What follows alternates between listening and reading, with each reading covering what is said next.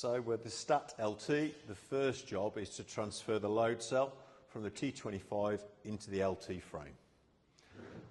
So this is the T25, remove the screws off the sides, so take the screws out, put those to one side,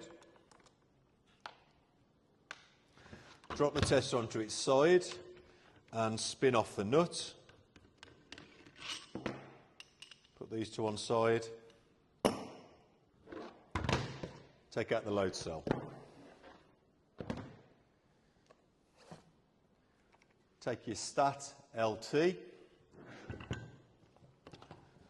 spin the nut off, put the load cell on, orientating it in this way so the cable can pass through the top. Put the handle on here, put the nut back on and spin it back down. You're then ready for the next step, which is to put it onto the cable.